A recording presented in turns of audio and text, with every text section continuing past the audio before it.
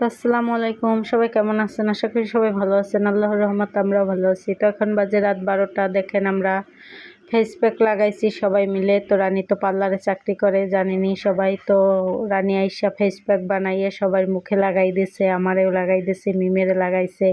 তো আমরা সবাই মিলে এখন ফেস প্যাক লাগাইলাম। আমরা তো কালকে বাড়িতে যাব, এই জন্য রানী বলতেছে আপু ফেস প্যাকটা লাগাও, এই ফেস প্যাকটা অনেক ভালো, নিজে হাতে বানাইছে রানী। তো রানী তো বিউটিশিয়ান একজন, আপনারা জানেন। তো এই যে দেখেন ফেস প্যাকটা বানানো হয়েছে, তো সবাই মিলে মাখাইছি। আর এই জায়গায় আমার শ্বশুরে বসে বসে পান বানাইতেছে। উনি তো কালকে ভোলায় যাবে মাহফিলে, তো এই জন্য পান একসাথে বানাই নিয়ে যাইতেছে। আর আমিও একটু পান খাইছি আব্বার কাছ থেকে।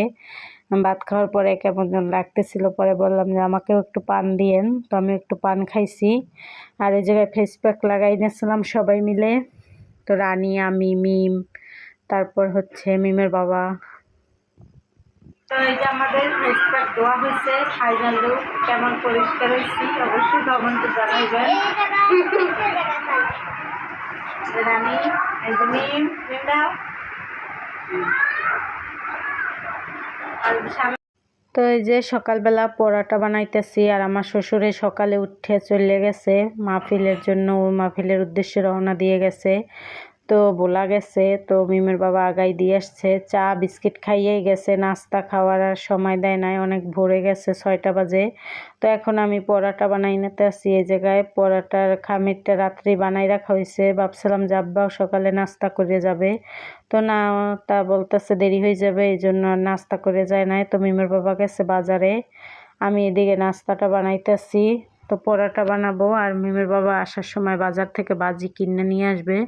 বাজি বানানোর টাইম নেই, এখন বাজে 11টা। তো আমি সকালে আব্বা গেছে, পরে আবার মিমের বাবা আগাই দিয়েতে গেছিলো, তখন ঘুম ভাঙে গেছিলো, তো ঘুমাইতে পারি নাই, এই জন্য উঠতে উঠতে 11টা বাজে গেছিলো। তো এখন ভাবছি তো পরোটাগুলো বানাইনি, তারপরে আর বাজি নিয়ে আসলে খাবো বাসায় চা বানাইয়া। তো এই যে পরোটাগুলো আমি বানাই নিতেছি আর রান্না বাড়াও করবো। মিমের বাবা বাজারে গেছে, দেখি বাজার থেকে কি আনে। তো আমি পরোটাগুলো বানাইতে থাকি। আর আমরা তো আজকে বাড়িতে চলে যাব।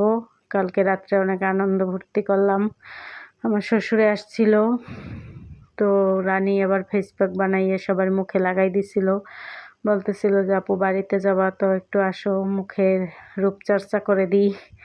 তো এই যে পরোটাগুলো বেলা শেষ, এখন আর কি বাজার পালা, তো বাজিয়ে নেব।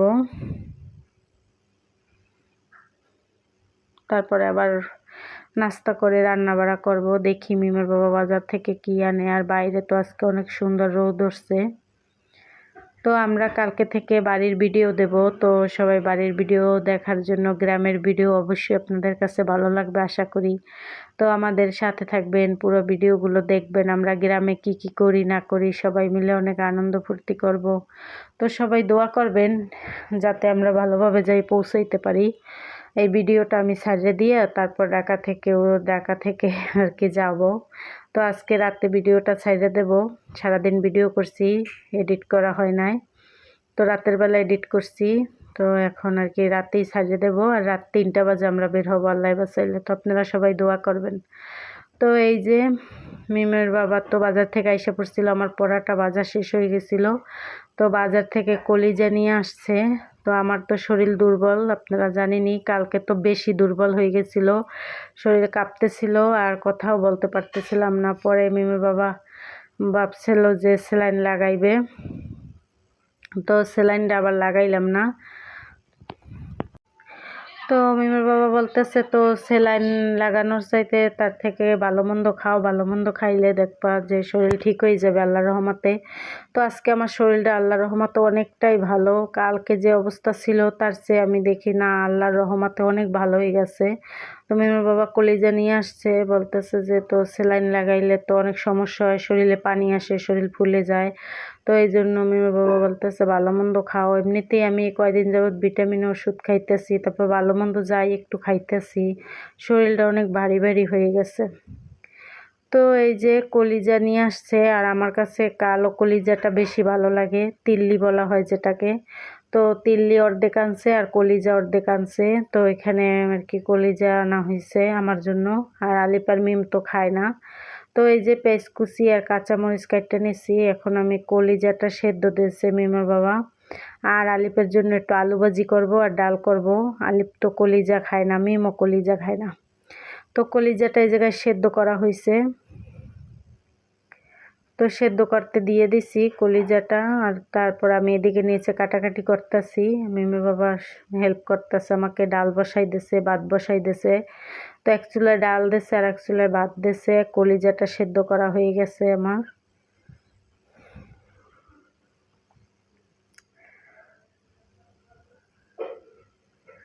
তো আজকে রান্না হবে ডাল, আলু ভাজি আর হচ্ছে কলিজা ভুনা করা হবে। তো আজকে আমাদের ঢাকায় শেষ রান্নাবাড়া খাওয়া দাওয়া। ঢাকার ভিডিও আজকে শেষ, আমরা তো কালকে গ্রামে চলে যাব।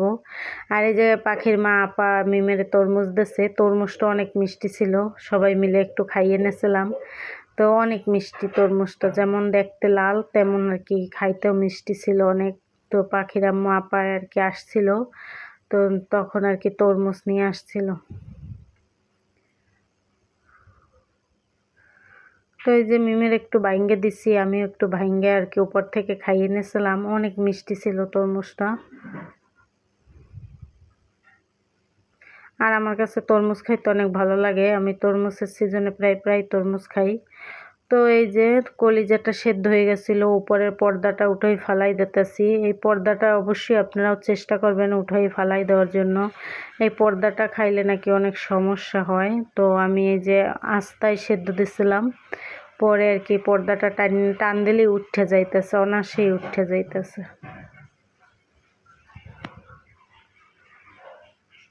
তো এই যে এভাবে করে আর কি পরিষ্কার করে তারপরে কলিজাগুলো টুকরো টুকরো করে ছোট করে কাটতে নেওয়া হবে। তো দেখেন কত ইজিভাবে পর্দাগুলো উঠে গেছে।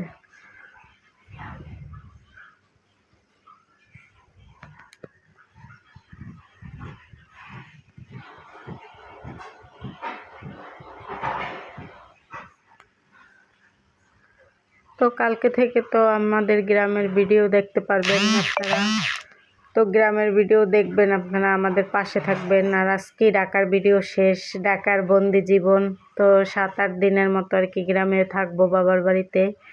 তো আপনারা আশা করি আমাদের পাশে থাকবেন, সব ভিডিওগুলো দেখবেন আমরা কোথায় যাই, কি করি না করি। তো এই যে কলিজাগুলো কাটতে নেওয়া হইতেছে, ছোট ছোট পিস করব এখন। আর কলিজা যত ছোট ছোট পিস হয় ততই ভালো লাগে, মশলা ঢোকে।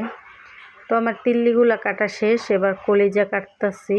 তো আমার কাছে তিল্লিটাই ভালো লাগে। আমি মিমের বাবাকে বললেই দিছি যে যদি তিল্লি পান তাহলে কলিজা আনবেন, না হলে আমার খুব মানে খালি কলিজা খাইতে আমার একদম ভালো লাগে না।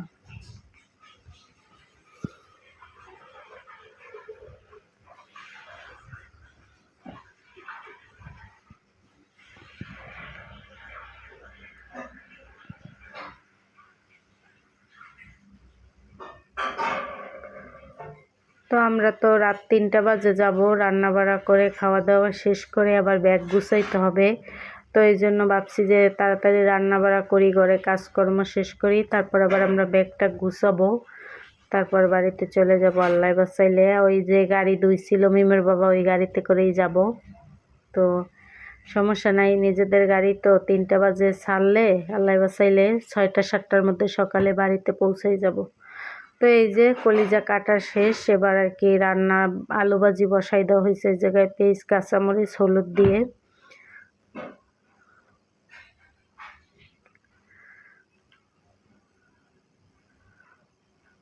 তো এই যে আলু ভাজিটা হয়ে গেছিলো, ডালটাও বাগার দেওয়া শেষ। এবার আমি কলিজা ভুনার তরকারিটা বসাই দিতেছি। তো এই জায়গায় পেঁয়াজ কাঁচামরিচ দিয়ে দিছি।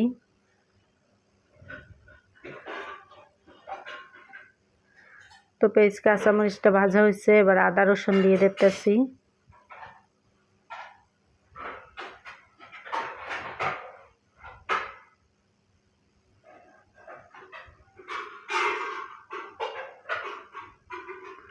তো এবার রাঁধুনি মাংসের মশলা দিয়ে দিতেছি, গরুর মাংসের মশলা। তো আমি এক্সট্রা আজকে জিরাও দেব না, গরম মশলাও দেব না, কারণ এই রাঁধুনি রেডি মাংসের মশলার ভিতরে সব কিছুই দেওয়া থাকে। তো এই জন্য আর কি দিলাম না কিছুই। তো হলুদের গুঁড়ো মরিচের গুঁড়ো দেব। তো এই যে মরিচের গুঁড়ো দিয়ে দিতেছি।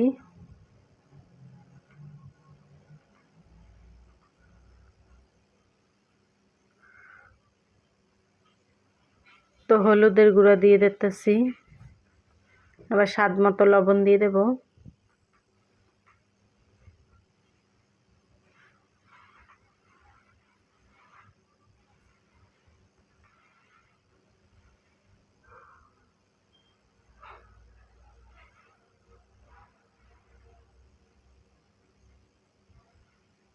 তো এই যে মশলাটা ভালোভাবে কষাই নিতেছি, মশলার উপরে তেল উঠে গেছে।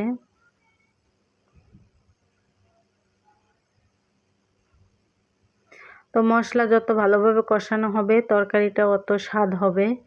তো এই যে এবার আর কি কলিজাগুলো ধুইয়ে কাটা পরিষ্কার করা সব কিছুই হয়েছিল গরম পানি দিয়ে, তারপর ঠান্ডা পানি দিয়ে। তো এবারে কলিজাগুলো দিয়ে দিতেছি। তো কলিজার সাথে মশলার সাথে ভালোভাবে কষানো হবে।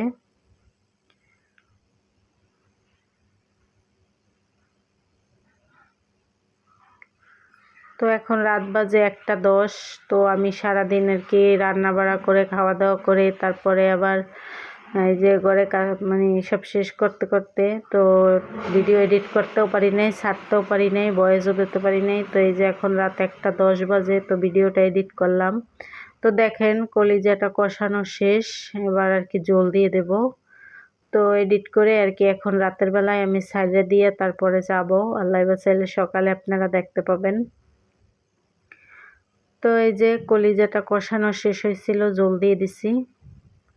তো এই যে আমাদের রান্না বাড়া শেষ হয়েছে, রান্না বাড়া শেষ করে আসলাম খাওয়া দাওয়া করার জন্য। তো আলিপ আর মিম খাবে আলু ভাজি দিয়ে, তো আর আমরা খাবো কলিজা ভুনা, আলু ভাজি আর ডাল।